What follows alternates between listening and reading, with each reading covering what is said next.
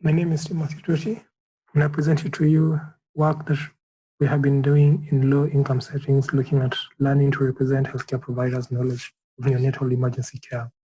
And this work has been precipitated because of the health workforce shortage that we experience in LMIC countries, and even the healthcare providers who are there are not well optimally distributed. So the cases that they see is not what they trained for, and the training opportunities that are there are very costly, are far in between, and very inconveniencing for the healthcare providers themselves. So the challenge that we're trying to overcome was to think about how we can scale learning and access to them, while at the same time supporting varied learning needs, given their differences in clinical cadre and levels of experience. So the platform itself was a gamified platform that was replicating A8 Plus content.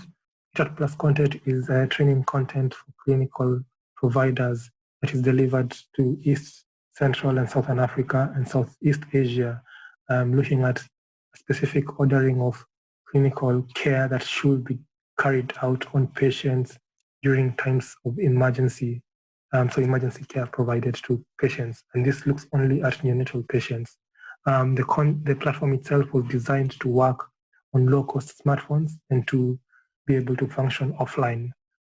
So within the platform itself, there's the content is presented as being either multiple choice questions, interactions like ventilating a child, or on selecting items needed for a specific procedure, how to bag, things like that. So it's not only limited to multiple choice questions. The content itself is set up as clinical algorithms that both combine what the healthcare provider needs to know in terms of the conceptual knowledge that they need to understand, but also the procedural knowledge that they need to know. So how to order the clinical care giving tasks within the care pathway. And this was done so that we could teach targeted concepts at clinical steps that were mimicking or replicating the clinical care pathways within the live platform.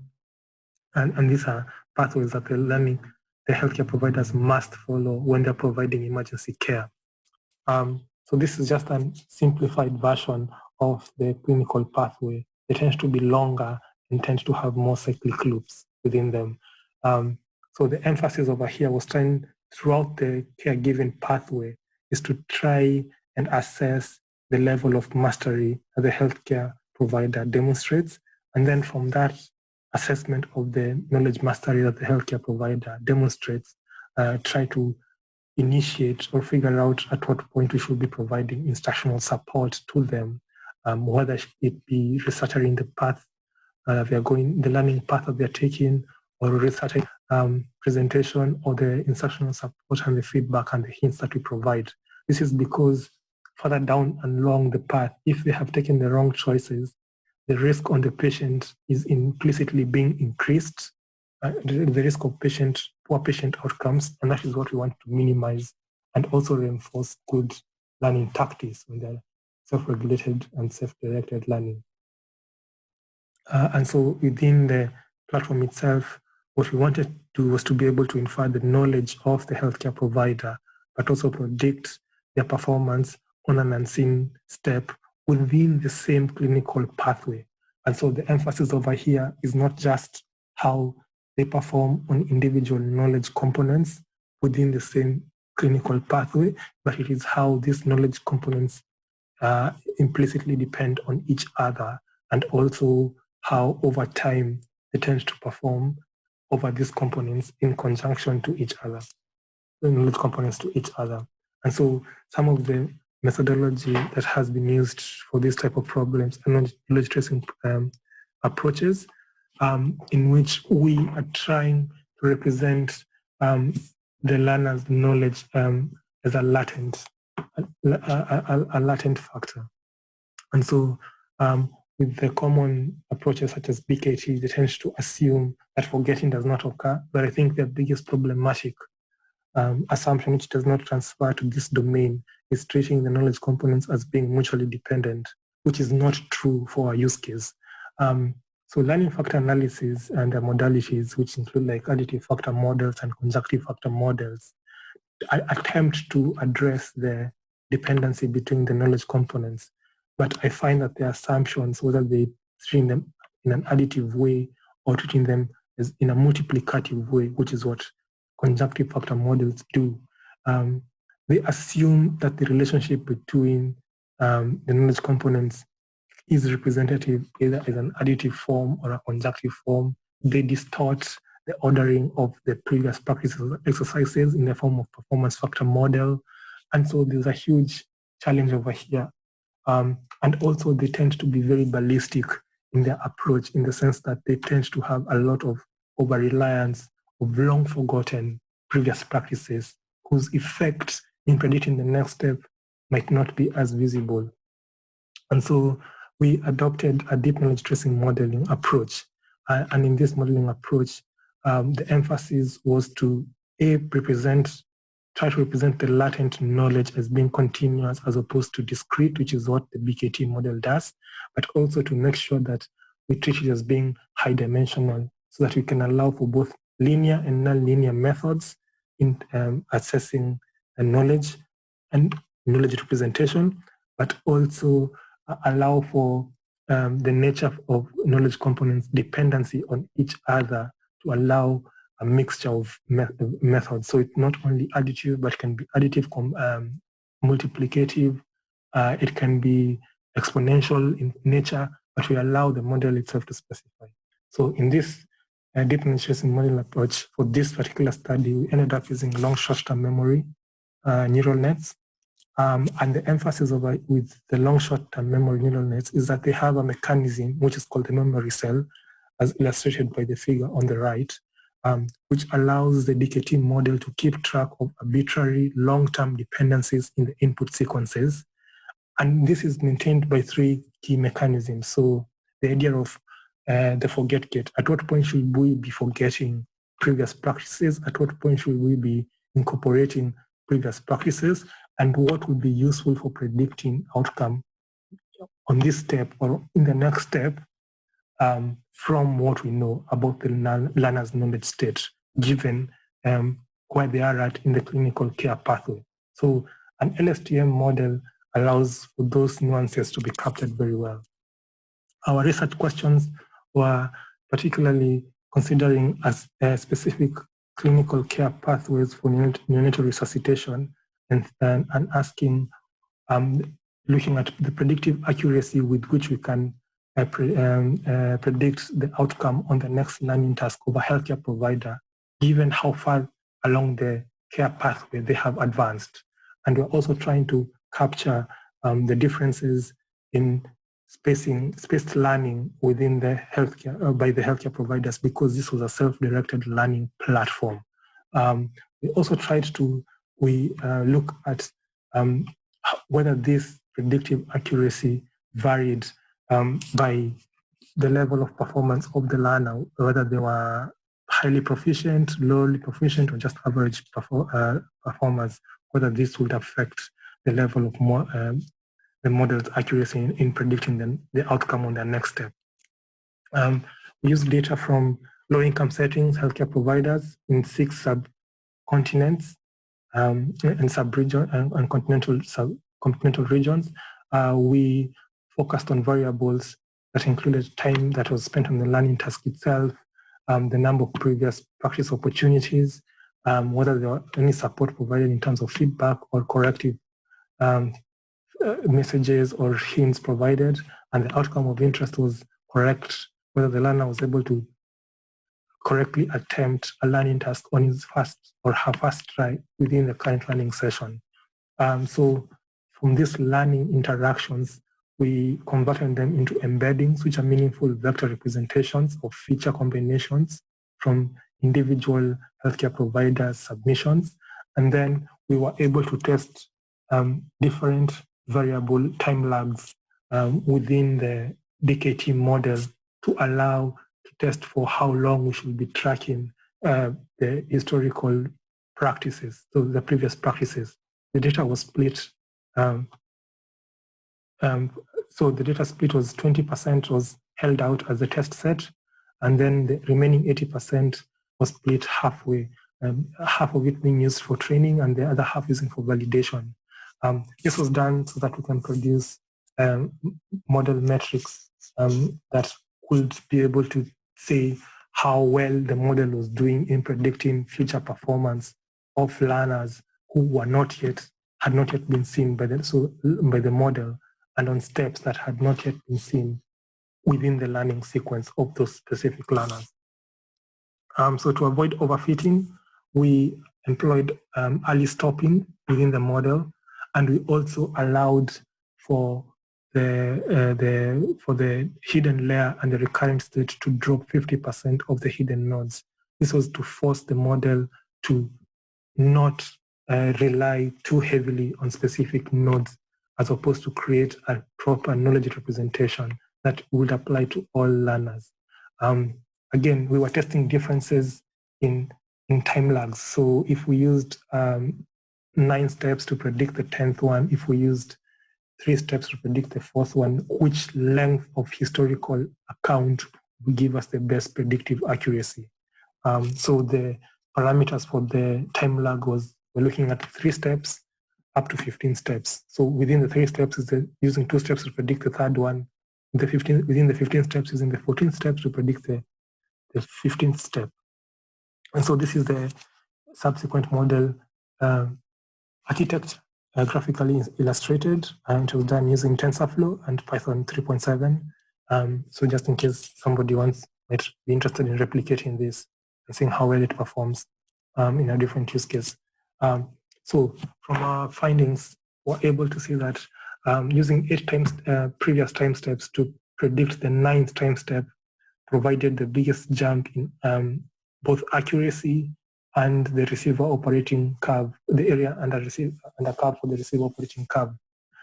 After the using 8 time steps to predict the 9th time step, any increase in the length of the time steps used for model prediction of the next step did not produce a substantive jump in the model performance. And that is an important practical step because the bigger models use more memory to run. And so we think that using 8 steps to predict the 9th step is the optimum model design. So repeated spaced learning of less than a month had an AUC score of above 0.84. This is demonstrated by the graph to the left, but using less than 6 practice sessions to predict the outcome on the next learning task attempt showed significant deterioration for spaced repetitions that were greater than a week. However, spaced repetition greater than of a week or less demonstrated a sustained performance level of above 70% for repeated learning up to 12 times. So for healthcare providers who went past 12 times, the performance became very variable. And we'll see that, we'll give an explanation for that in the discussion section. However, if you think about this particular performance of the healthcare providers given their spaced repetition, would you like your healthcare provider to provide life-saving procedure when they only remember 70% of what they should do? And in that question is the implicit expectation that that they should be able to perfectly reproduce or demonstrate knowledge retention in spite of the different spaced repetition options that they choose, because it has a huge impact on the patient and clinical outcomes. With the DKT model, we noticed that it had the weakest prediction for performers who were below 40%, and specifically when they had the spaced repetition between a week and a month. So the moment people who are performing less than 40% started spacing the repetition to be more than a week, it became quite difficult to produce accurate predictions of how they will perform on their next learning task. And there was no distinguishable and discernible pattern given the differences in clinical cadre and the years of experience. So A big question is that specifically with this modeling approach, given that there is a lot of things that we have not yet accounted for, so think about pedagogy and were people learning by themselves or collaboratively, had they undergone a different form of this training in classroom, or are they encountering this content for the first time? We're not able to say that the knowledge of the neonatal resuscitation that this modeling approach produces is the product of only what has been measured. And what that means is that there are other factors which have not been included, which might be able to better explain the differences in the DKT. However, we can be able to say that in terms of knowledge tracing, it demonstrated the best performance compared to common approaches such as the performance factor model or the additive factor model. Even including the BKT, both in terms of accuracy of the prediction on an unseen step, and also in terms of the receiver operating curve. And a key proper scoring performance score for the modeling approach, which is called BRIA, will show that it had the most accurate predictions in terms of calibration and discrimination compared to additive factor models and performance factor models. So the closer the BRIA score is to 0, the closer the better the predictions are. And so there's a huge difference in terms of prediction calibration and this discrimination between the deep knowledge tracing model, the performance factor model, and the additive factor model for this particular domain of application. So from our findings, we were able to see that while DKT models are able to accurately predict learners' performance on the next learning task within a clinical scenario pathway, caregiving pathway, with up to 0.883 accuracy, they were by far the best knowledge tracing approach compared to the previous knowledge tracing approaches. Also, a weekly spacing of spaced repetition would demonstrate 70% retention in knowledge, but after 12 spaced repetitions, so after repeating 12 times, the healthcare providers tended to have a very varied performance. We'll discuss that in the next slide. So one of the things that was raised by the healthcare providers when they're testing this out and they're using this learning platform was that they did not believe that it helped them build up their confidence and self-efficacy beliefs, particularly because while they knew what they should be doing, so what they need to know, and they know at what point it should be introduced, so at what point within the clinical pathway they should be acting, they do not have yet the confidence to act in the right way because this does not build like the actual performing skill, the actual task itself of ventilating the patient. And so thinking about how we can start combining knowledge tracing approaches with from different platforms. So whether learning happened on a smartphone device to whether it happened in virtual reality platform, how we can start combining differences in different setups of the learning within the same model is a challenge, and future work should be looking into this. But also just thinking about how we introduce the idea of pedagogy, particularly because up until this point, none of the models that we have talked about in terms of knowledge tracing have said much about whether we're combining blended learning, whether if you allowed open learning pathways compared to closed pathways, which would have produced better knowledge retention. We did not measure that.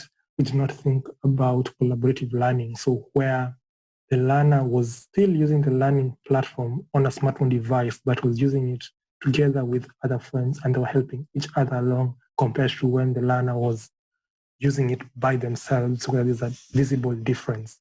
And so these type of choices, which indicate more about learning approaches that are very efficient in helping healthcare providers retain knowledge and reproduce knowledge when they see the patient, is what future work should be looking into.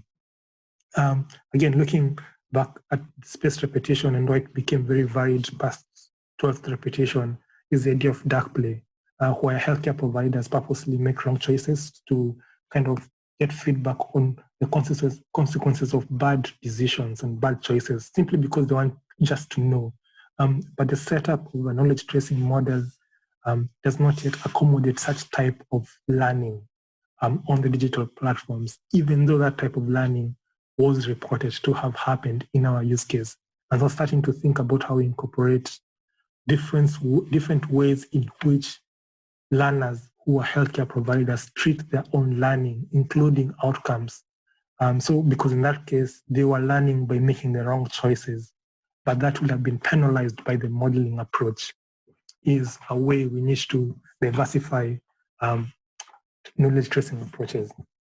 Particularly with the DKT model, one of the key considerations was thinking about how we could respecify the model in a different approach, particularly because we want to be minimizing the individual learning data that we have from a healthcare provider and be able to make inference in the first interaction. And maybe just starting to think about archiving, curating, modeling approaches, and including specifying some of their biases. So from our study, we have shown that for learners who had performance less than 40% with spaced repetition of a week or more would have been penalized by poor predictions from the model. And so allowing somebody else or future work to build on that and see how we can minimize such problematic predictions will be a good way to maintain traction and keep an account of the state of deep knowledge tracing models.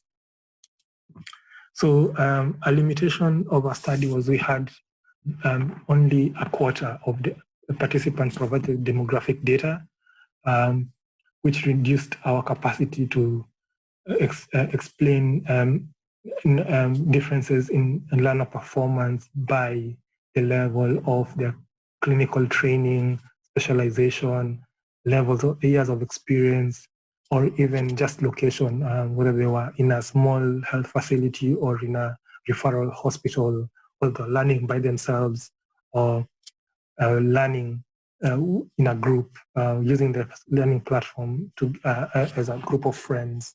And so that is a huge limitation. But we think that because this was set up as a pilot study, and just to try to kind of think about generalizability in terms of similarities between the location, the context of learning, the clinical, the domain, the topic domain, and the social context within which this learning is occurring, that we do create a good starting point for future work to build an evidence base that can be transferred over into implementation projects that are looking at building up the health workforce in low and middle income countries, which is a huge contribution to our work. We also have, from our findings, we also can now specify that for low dose high frequency training models, which are commonly used in low income setup, when they're used for healthcare providers, we think it would be reasonable to space out the learning on a weekly basis, but also to be very careful about low performers who would be poorly addressed in any digital adaptive environment, and there needs to be more work and more data generated to help understand how we can better target them. Thank you very much. That was my presentation. These are our funders up to this point, and I'll be happy to take any questions via email from anyone who's interested with our work and might be interested to get a bit more details about different aspects of this work. So that's my email. Thank you.